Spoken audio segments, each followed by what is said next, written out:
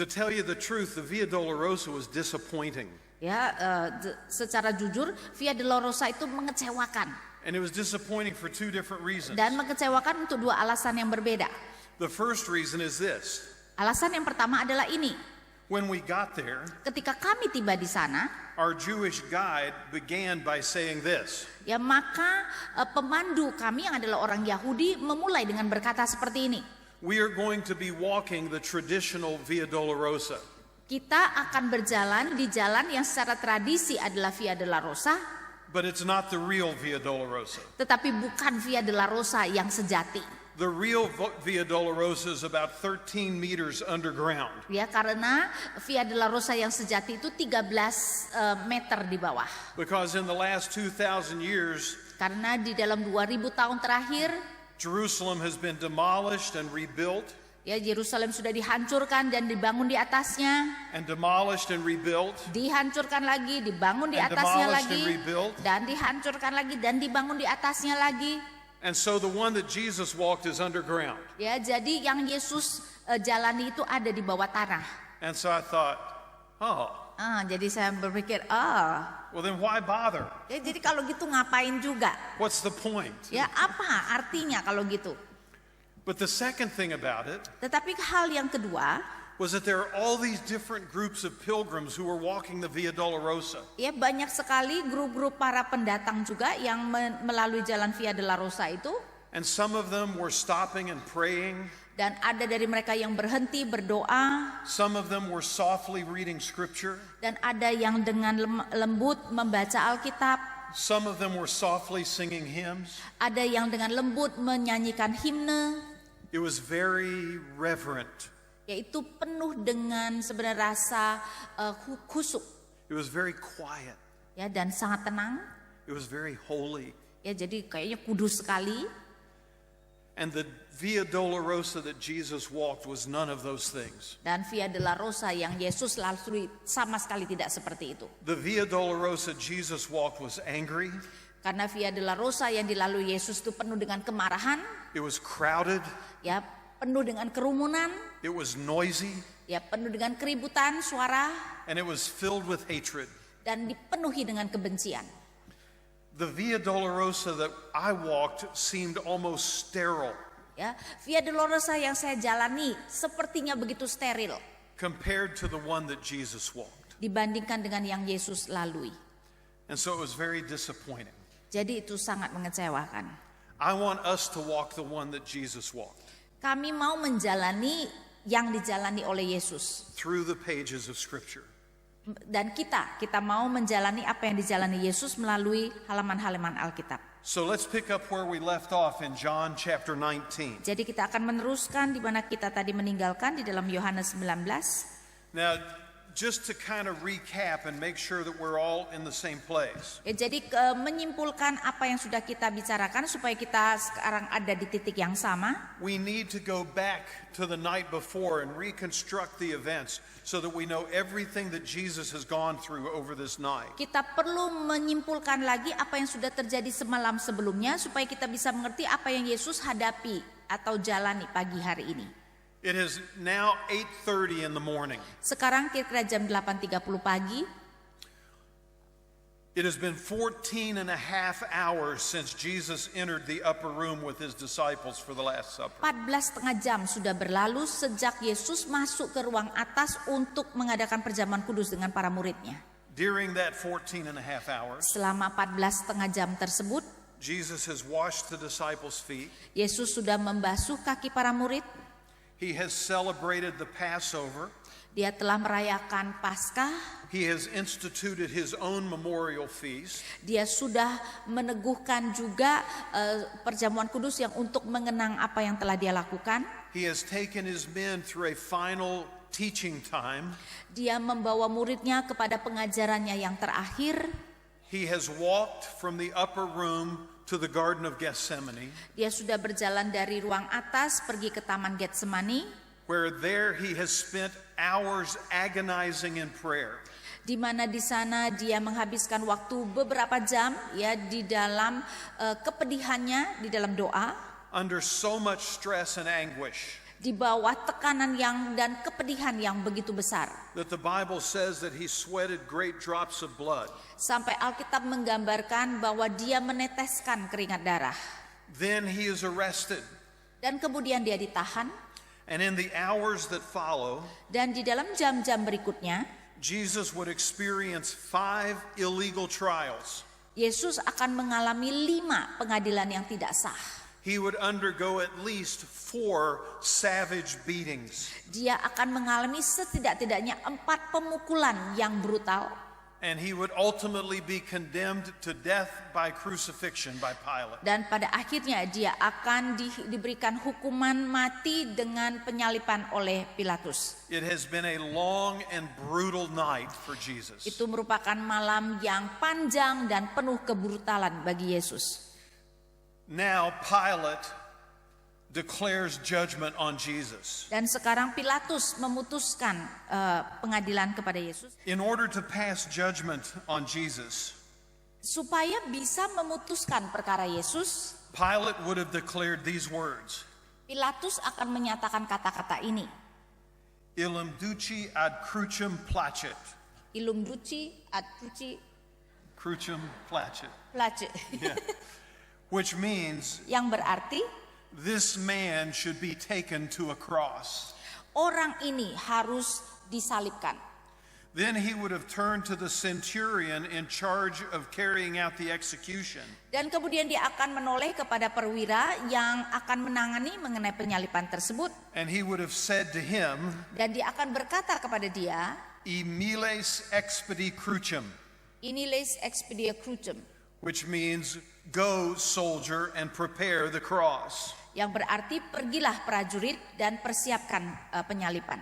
Now, history tells us sejarah mengatakan kepada kita that Rome used 3 different kinds of crosses to execute criminals. Bahwa Roma memakai 3 jenis salib yang berbeda untuk menyalibkan kriminal. The one that we are most familiar with, yang paling kita kenal, is called the Latin cross. Itu disebut sebagai salib Latin. And it is the one where you have a vertical member and a horizontal member. Ya, di mana ada bagian yang vertikal dan kemudian bagian yang horizontal. With the vertical member extending above the horizontal member. Di mana yang vertikal itu lebih tinggi daripada yang horizontal. They also had what was called the crux commissa.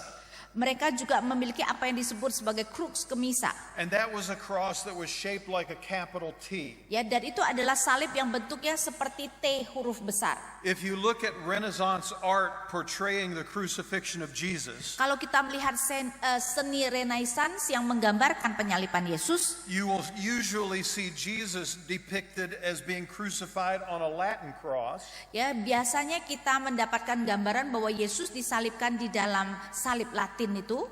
And then the 2 thieves being crucified on crux commissa. Sedangkan kedua penyamun yang di sebelah Yesus disalibkan dengan salib yang seperti T huruf besar itu. The third kind of cross, jenis salib yang ketiga, is actually an X-shaped cross. Itu adalah salib yang berbentuk X. It was called the Saint Andrew's cross. Dan itu disebut sebagai salib Santa Andrew. Because tradition says that Andrew, the brother of Simon Peter, was crucified on a cross shaped like an X. Ya, salib Santa Andreas, karena kemudian tradisi mengatakan bahwa Andreas, yaitu saudara Petrus, disalibkan dengan salib yang berbentuk X tersebut. Now we believe that Jesus was probably crucified on a Latin cross. Kita percaya mungkin Yesus disalibkan di dalam salib yang salib Latin ini. And it would have happened like this. Dan itu akan terjadi seperti demikian. John 19 verses 16 and 17. Yohanes 19 ayat 16 dan 17. So Pilate then delivered Jesus to them to be crucified. 16 akhirnya Pilatus menyerahkan Yesus kepada mereka untuk disalibkan. They took Jesus therefore and he went out bearing his own cross.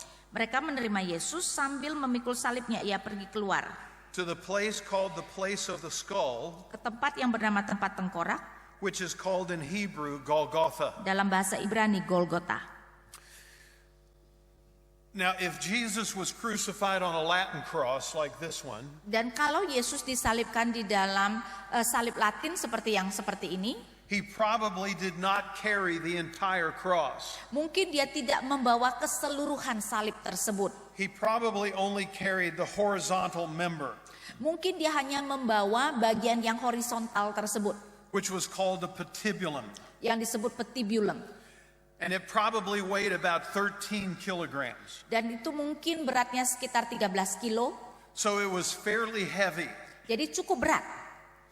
As the procession gets ready to leave Pilate's court, Dan ketika prajurit-prajurit itu kemudian mau meninggalkan pengadilan Pilatus, it would have been led by a centurion. ya maka prajurit-prajurit itu akan dipimpin oleh seorang perwira, And then you would have 3 groups dan kemudian ada 3 kelompok, around Jesus and each of the 2 thieves. dan yang ada di sekitar Yesus dan kedua penyamun tersebut. For each of the 3 condemned men, Karena untuk setiap orang yang akan disalibkan itu, they would have been surrounded by 4 Roman soldiers. mereka akan dikelilingi oleh 4 serdadu Romawi. This was called a quaternion. Dan itu disebut quaternium. And so you'd had the centurion, Jadi ada si perwira, you had had the 3 condemned men, dan ada 3 orang yang akan disalibkan itu, and 3 sets of 4 Roman soldiers each. dan 3 kelompok dari 4 prajurit Romawi masing-masing. Then there would have been anywhere from 100 to 200 Roman soldiers simply for crowd control. Dan kemudian ada kira-kira 100 atau 200 prajurit Romawi untuk mengontrol kerumunan. And with each of the condemned criminals carrying their crosses, Dan dengan setiap orang yang akan disalibkan itu memikul salibnya sendiri, they would have begun making their way to Golgotha. mereka akan memulai perjalanan mereka menuju Golgota. Now it's very interesting. Dan sangat menarik, Nowhere in the Bible tidak disebutkan dimanapun di Alkitab does it ever say that Jesus fell under the weight of the cross. dikatakan bahwa Yesus jatuh karena salib itu terlalu berat. But it is very reasonable to believe that he did. Ya, tetapi cukup masuk akal untuk percaya bahwa dia jatuh karena salib itu berat. Again, remember, Jesus has been up all night being dragged all over Jerusalem. Ingat bahwa Yesus semalaman tidak tidur dan dia dibawa ke sana ke sini itu ya sekitar Yerusalem. He's experienced at least 4 brutal beatings. Dan dia sudah mengalami setidak-tidaknya 4 pencambukan dan pemukulan yang sangat brutal.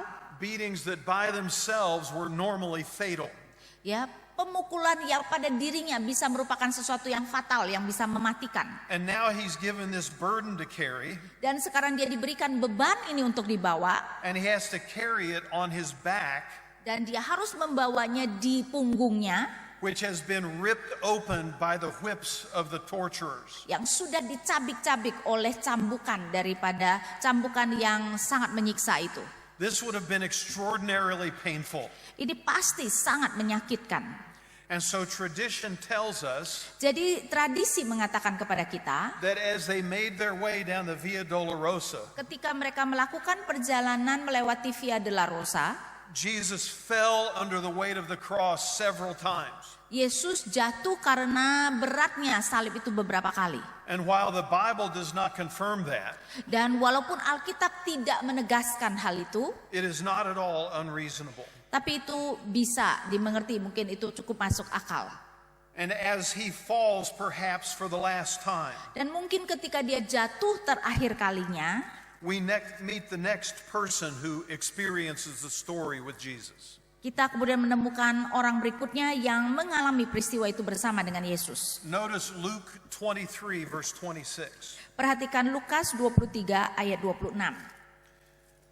When they led Jesus away, they laid hold of one Simon of Cyrene coming in from the country, and he placed on him, Simon, the cross to carry behind Jesus. Ketika mereka membawa Yesus, mereka menahan seorang yang bernama Simon dari Kirene yang baru datang dari luar kota, lalu diletakkan salib itu di atas bahunya supaya dipikulnya sambil mengikuti Yesus.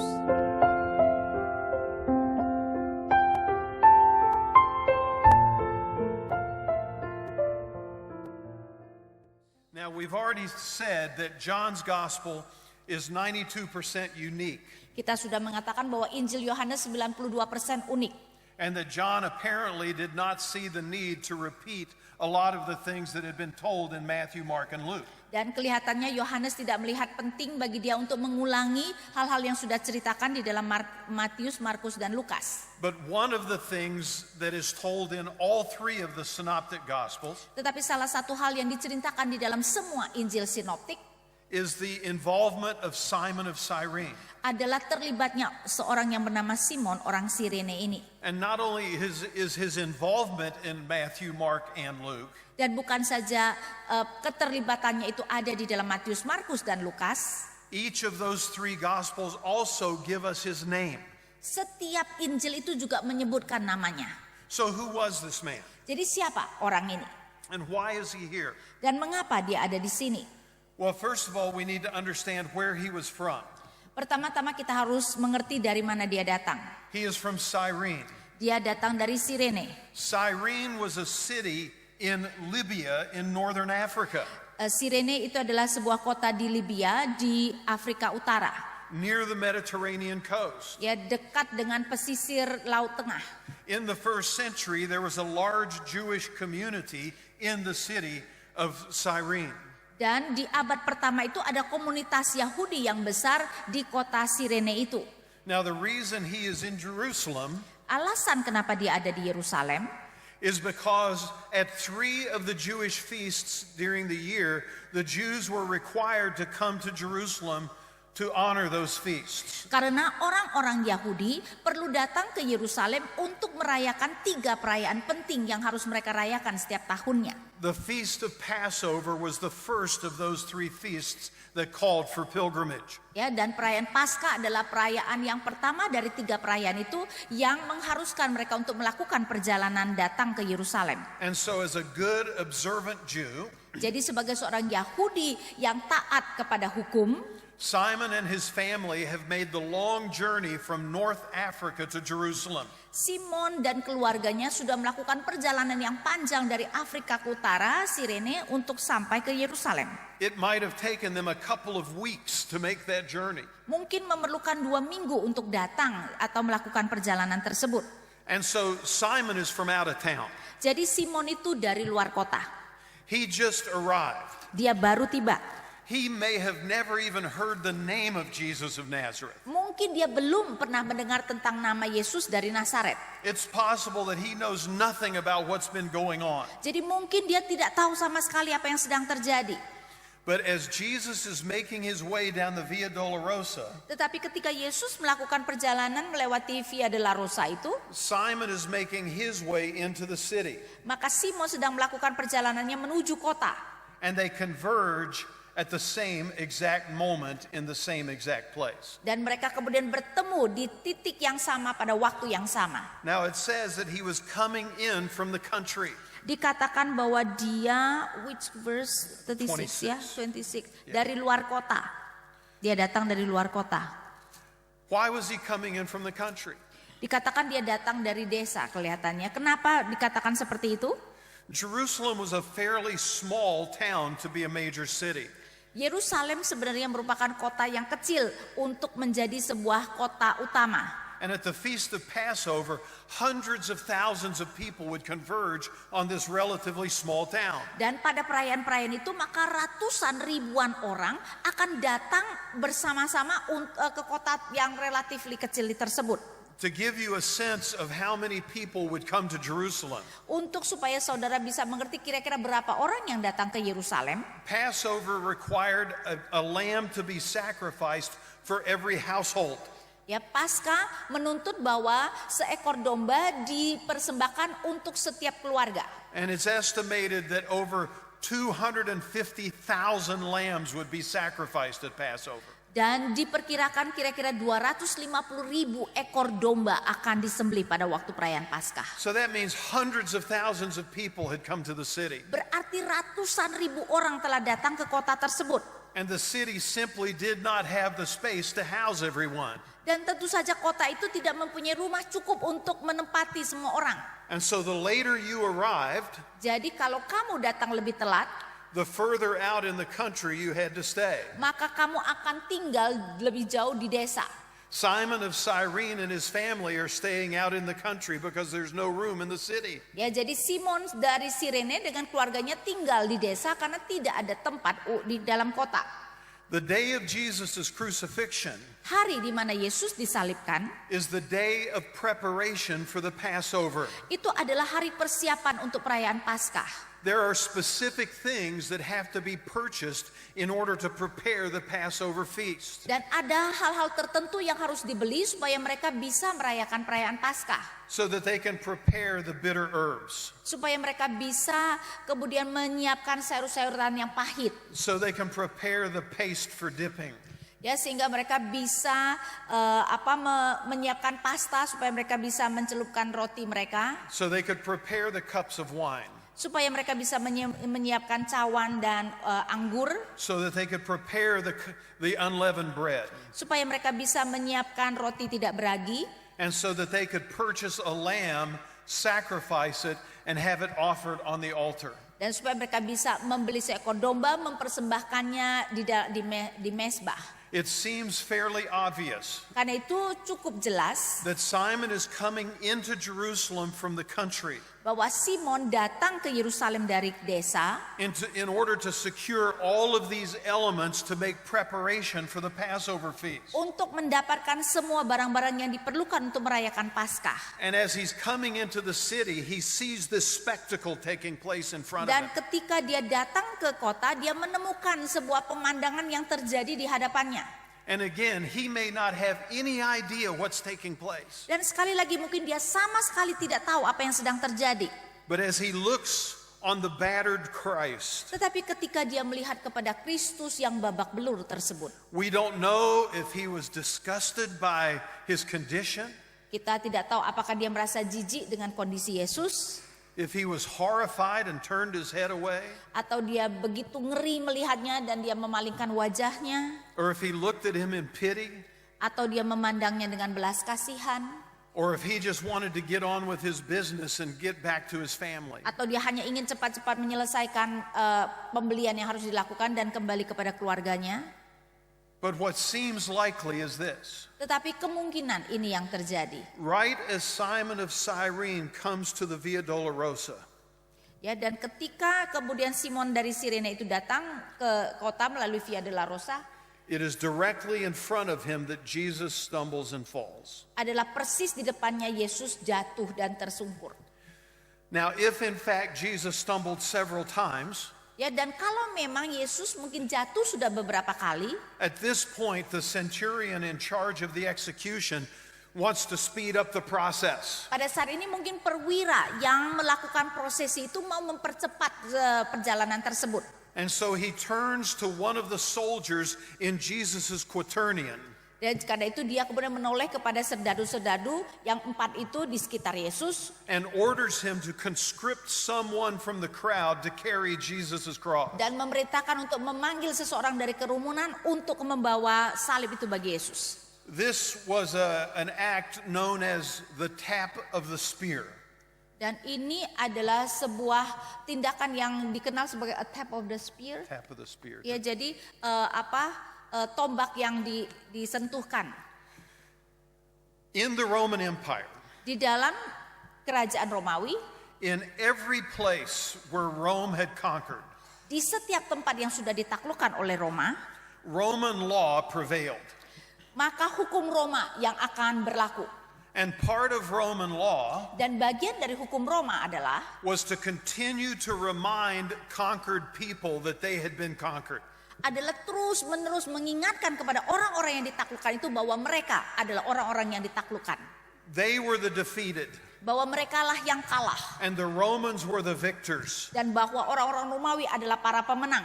And one of the practices of Rome Dan salah satu praktek yang dilakukan oleh Roma that was absolutely hated by the conquered peoples yang sangat dibenci oleh orang-orang yang ditaklukkan itu was the tap of the spear. adalah ketika tombak itu menyentuh pundak mereka.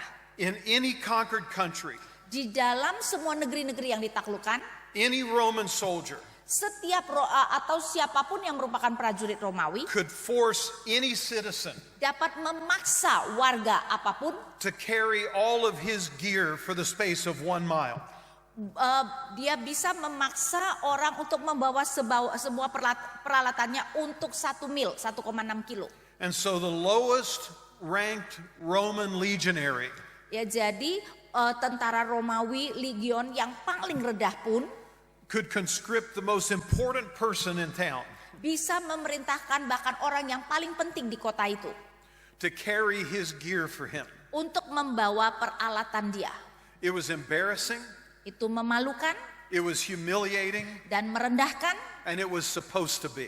dan itu dimaksudkan seperti itu. That was the intent. Ya, memang itu yang menjadi tujuannya. To keep reminding you that you lost. Untuk terus mengingatkan kamu bahwa kamu sudah kalah.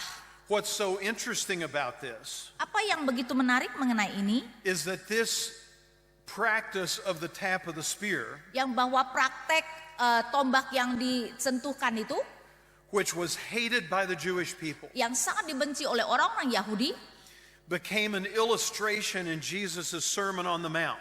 menjadi ilustrasi di dalam khotbah Yesus di bukit. In the Sermon on the Mount, Jesus said, Di dalam khotbah Yesus di bukit, Yesus berkata, if someone compels you to go with them a mile, kalau orang memaksa kamu pergi 1 mil, go with them the 2nd mile. ya pergi dengan dia untuk mil yang kedua. It was to take this image that they hated, Itu adalah untuk mengambil gambaran yang begitu mereka benci to teach them the need of a servant's heart. dan mengajarkan mereka bahwa mereka membutuhkan hati seorang hamba. You can imagine if you're going about your business Ya, kita bisa bayangkan kalau kita sedang melakukan bisnis kita and the Roman soldier taps you with the spear dan saudara Romawi menyentuh kamu dengan tombaknya and you're humiliated to have to carry his gear. dan kamu dipermalukan dengan harus membawa perlengkapan dia, That from the moment you pick it up, dan dari saat ketika kamu mengambil barang-barang itu, you are counting the steps until you get to 1 mile. ya kamu menghitung langkahmu sampai 1 mil itu. And as soon as you get to 1 mile, you drop that gear and go back. Begitu sudah saudara melakukan 1 mil, kamu akan menjatuhkan barang-barang itu dan langsung pergi. And Jesus says no. Dan Yesus berkata tidak. They compel you to go a mile. Mereka memaksa kamu pergi 1 mil. Show them what the heart of a servant looks like. Ya, tunjukkan kepada mereka bagaimana hati seorang hamba. Go the extra mile. Lakukan ekstra mil tersebut. The imagery that Jesus used in the Sermon on the Mount Gambaran yang Yesus pakai di dalam khotbah di bukit tersebut, is now what happens to Simon of Cyrene. itulah yang sekarang terjadi kepada Simon orang Kirene ini. The soldier reaches into the crowd with his spear. Ya, jadi si serdadu menunjuk kepada kerumunan dengan tombaknya. There were no doubt dozens, maybe hundreds of people lining the Via Dolorosa. Ya, saya rasa pasti ada puluhan bahkan ratusan orang yang ada di sekitar Via Dolorosa. But Jesus stopped in that place, Tetapi Yesus stop di tempat itu, right in front of Simon of Cyrene. persis di depan Simon orang Kirene. And the soldier turns, and out of all of the crowd, he taps Simon on the Ya, shoulder. dari begitu banyak orang di kerumunan, si serdadu kemudian menyentuh Simon. And now the task is Simon's. Jadi sekarang tugas itu adalah tugas Simon. It wasn't just humiliating. Dan bukan saja itu merendahkan, It would have been gruesome as well. yaitu juga merupakan sesuatu yang menakutkan. The cross piece that Jesus has been carrying Karena bagian salib yang harus Yesus pikul itu would have carried on at the blood of Jesus from his ripped open back and shoulders. pasti sudah berlumuran darah dari luka-luka Yesus karena cambukan And itu. now as Simon picks up this cross piece Dan ketika sekarang Simon memikul salib tersebut and balances it on his own shoulders, dan menyeimbangkannya di atas bahunya, it drips with the blood of Christ. maka itu meneteskan darah Yesus. As he gets it in place, Dan ketika dia menempatkan di bahunya, Jesus rises from the dirt, ya Yesus kemudian bangun dari tanah, and the procession makes its way to Calvary. dan prosesi itu kemudian melanjutkan perjalanan ke Golgota. Now what's interesting Dan yang menarik, is if you'll look at Matthew 16, adalah kalau kita melihat Matius 16, Simon becomes a living illustration of one of Jesus' most important teachings. Simon kemudian menjadi ilustrasi hidup dari salah satu pengajaran Yesus yang paling penting.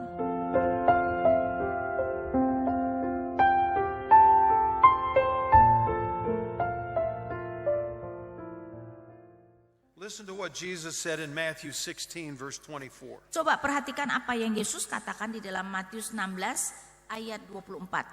Then Jesus said to his disciples, Lalu Yesus berkata kepada murid-muridnya, if anyone wishes to come after me, setiap orang yang mau mengikut aku, let him deny himself, ia harus menyangkal dirinya, take up his cross, memikul salibnya, and follow me. dan mengikut aku.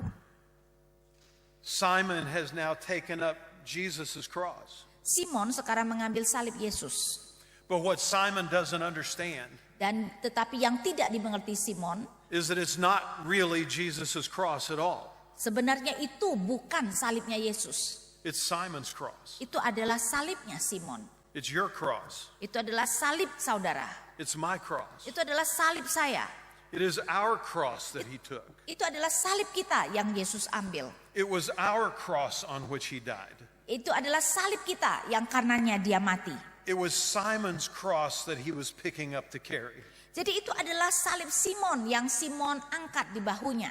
It was Simon's cross that he bore to Calvary. Adalah salib Simon yang Yesus tanggung di Golgota. And it was my cross as well. Dan itu juga salib saya.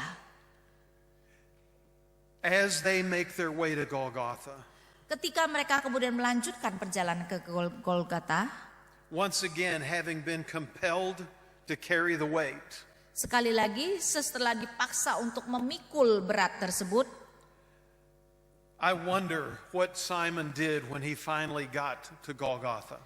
saya bertanya-tanya apa yang akhirnya Simon rasakan ketika pada akhirnya dia sampai di Golgota. The natural tendency would be to drop the cross and get as far away as you could as quickly as possible. Kecenderungan yang natural adalah langsung menjatuhkan salib itu dan cepat-cepat pergi sejauh mungkin. But I wonder if that's what happened. Tetapi saya bertanya-tanya apakah itu yang terjadi. As he picked up the cross of Jesus to follow him, Ketika Simon mengambil salib Yesus dan mengikutinya, Luke tells us that the very next thing that happened was that Jesus stopped again. Lukas mencatat bahwa hal yang pertama yang terjadi adalah Yesus berhenti lagi. The daughters of Jerusalem, seeing the suffering of Jesus, were weeping and wailing and mourning.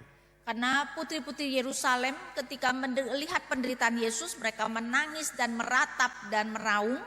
And Jesus stops Dan Yesus berhenti and he says to them, dan Yesus berkata kepada mereka, don't weep for me, jangan meratapi aku, weep for yourselves. ratapilah dirimu sendiri.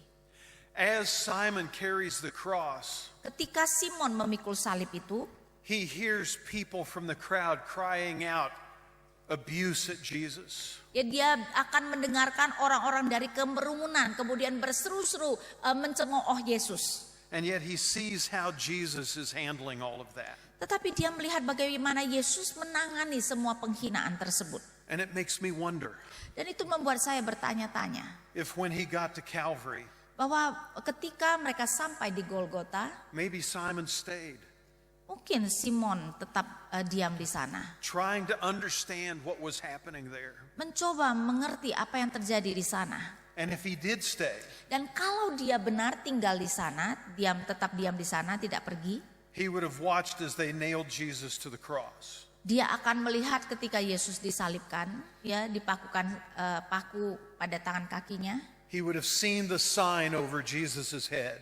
Dia akan melihat tanda yang dipasangkan di atas kepala Yesus. Jesus of Nazareth, Yesus orang Nazaret, the King of the Jews. Raja orang Yahudi. Now remember, he's not from here. Ya, ingat bahwa dia bukan dari Yerusalem, si Simon itu. He probably has no knowledge of all these things. Mungkin dia tidak tahu apa yang sebenarnya terjadi. But he hears the crowd mocking and abusing Jesus. Tetapi dia mendengar kerumunan mencemooh dan menghina Yesus. And then he hears Jesus pray, Dan dia mendengar Yesus berdoa, Father, forgive them. Bapa, ampunilah mereka. They don't know what they're doing. Mereka tidak tahu apa yang mereka lakukan. And even in the midst of his agony, Karena itu bahkan di dalam keadaan kesengsaraan yang begitu luar biasa, Jesus cares for his mother and offers concern for her.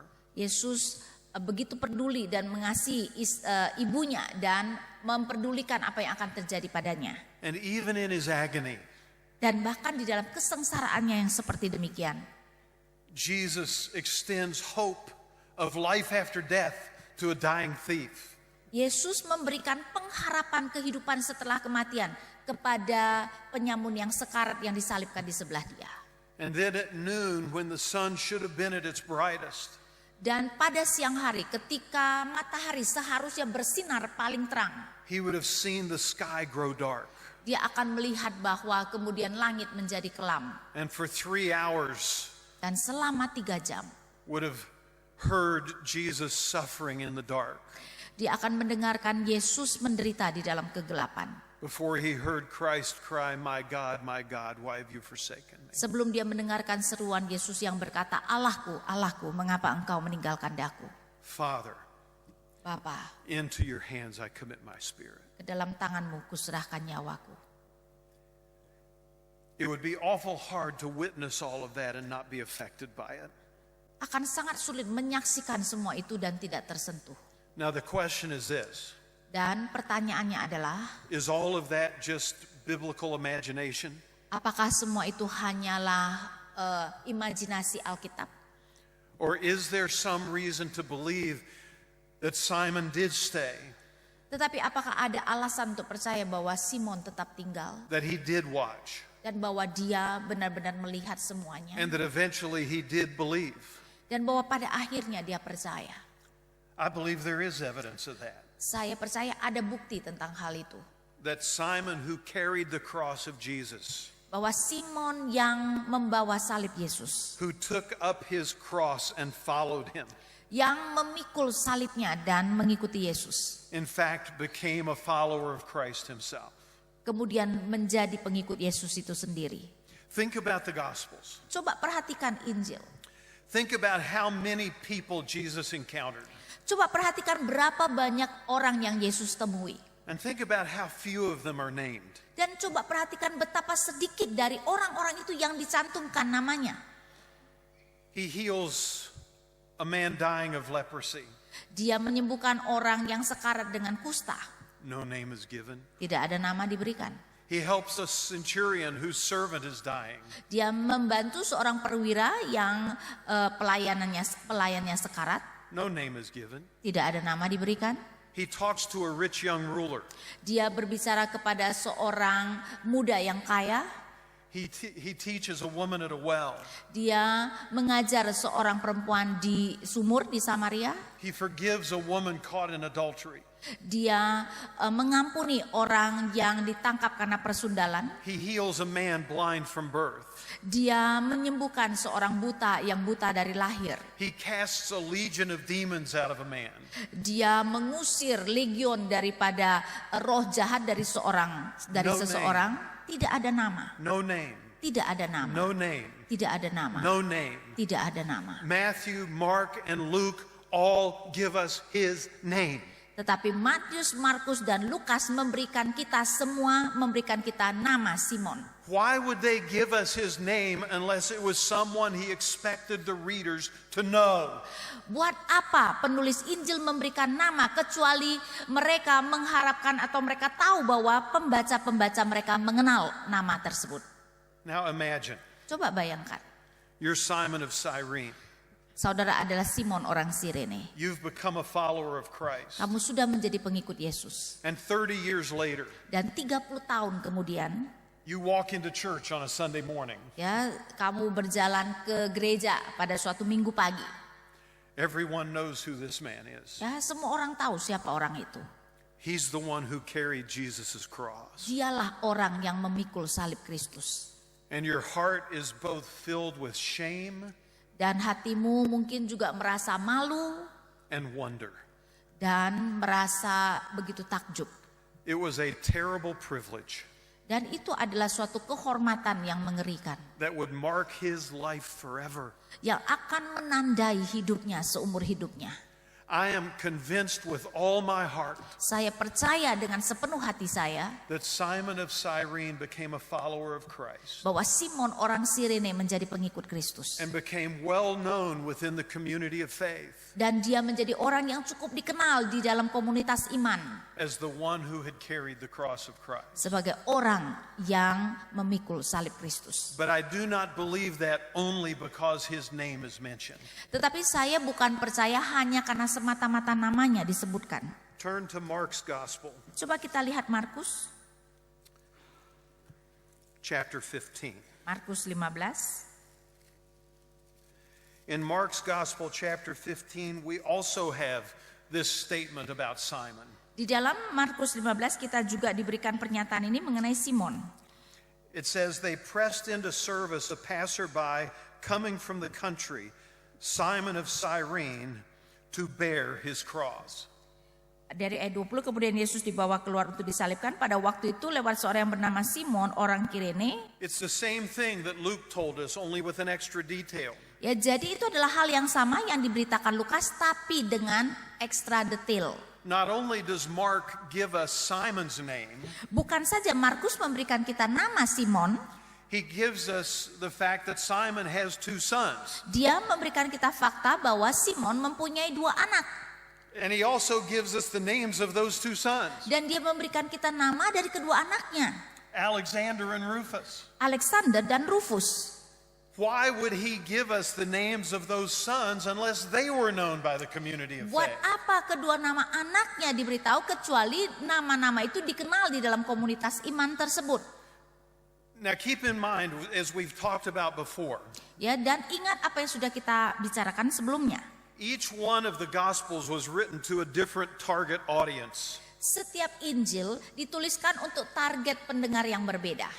Matthew was written to a Jewish audience, so he quotes the Old Testament a lot. Ya, Matius ditargetkan kepada pembaca Yahudi karena itu dia banyak mengutip dari Perjanjian Lama. Luke was written to a Greek audience who valued education, so Jesus' parables are a primary focus. Ya, Lukas menuliskan kepada pendengar yang adalah orang Yunani yang sangat meninggikan pendidikan, karena itu perumpamaan Yesus merupakan sesuatu yang sangat ditekankan Lukas. Mark was written to a Roman audience. Sedangkan Markus ditujukan kepada pendengar Romawi.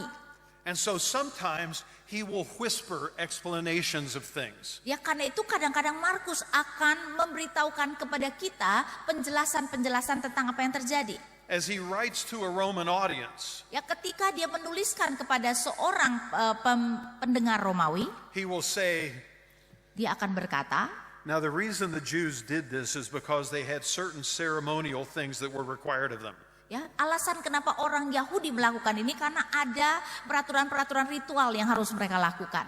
Why does he do that? Kenapa dia melakukan itu? Well, if he was writing to a Jewish audience, he wouldn't have to because they already know all that. Ya, kalau dia menuliskan bagi pendengar orang Yahudi, dia tidak perlu memberikan penjelasan itu karena mereka semua sudah tahu. But this is new information for a Roman audience. Tetapi ini adalah informasi baru untuk pendengar-pendengar Romawi.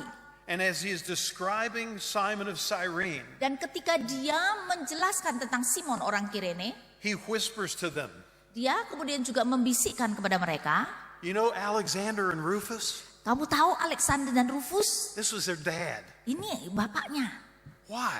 Mengapa? Because they know Alexander and Rufus. Karena mereka kenal Alexander dan Rufus. They're part of the community of faith at Rome. Orang-orang itu adalah bagian dari komunitas iman orang-orang percaya di Roma. Like their father Simon of Cyrene, Seperti ayah mereka Simon orang Kirene. they too had become followers of Christ. Mereka juga telah menjadi pengikut Kristus. And this very same Roman church Dan gereja Roma yang sama ini, to whom Mark was writing, kepada siapa Markus menuliskan, the Apostle Paul would later write. Rasul Paulus juga kemudian menuliskan. In Romans chapter 16, Di dalam Roma 16, Paul extends greetings to some 27 different people. Paulus kemudian memberikan salam kepada 27 orang yang berbeda. People that he knew Orang-orang yang dia kenal. and people who were well known to the church at Rome. Dan orang-orang yang dikenal baik oleh gereja di Roma.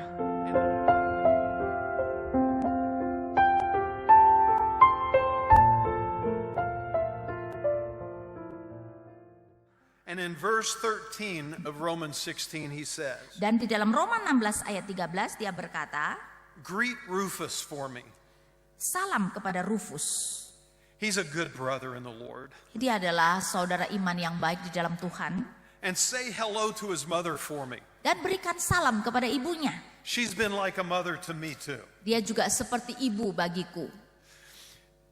This Rufus of Romans 16, Rufus dari Roma 16 ini, I believe is the same Rufus of Mark chapter 15. saya percaya adalah Rufus yang sama di dalam Markus 15 tadi. Rufus's mother, Dan Rufus, ibunya Rufus, who had been like a mom to the Apostle Paul, yang seperti ibu kepada Rasul Paulus, was the wife of Simon of Cyrene who carried adalah the cross. istri daripada Simon orang Kirene yang memikul salib tersebut. Isn't it amazing Bukankah menakjubkan how the most horrible experience of Simon's life bagaimana pengalaman yang paling mengerikan di dalam kehidupan Simon would become a transformational experience in his life? itu akan menjadi pengalaman yang mentransformasikan kehidupannya. And not only his life, Dan bukan saja hidupnya, but the life of his wife and sons as well. tetapi juga kehidupan istri dan kedua anaknya.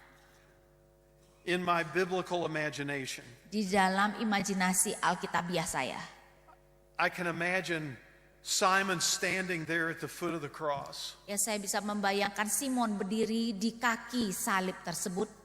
And when Jesus finally dies, Dan pada akhirnya ketika Yesus mati, he turns and walks back out to the countryside. dia berjalan pulang ke desa.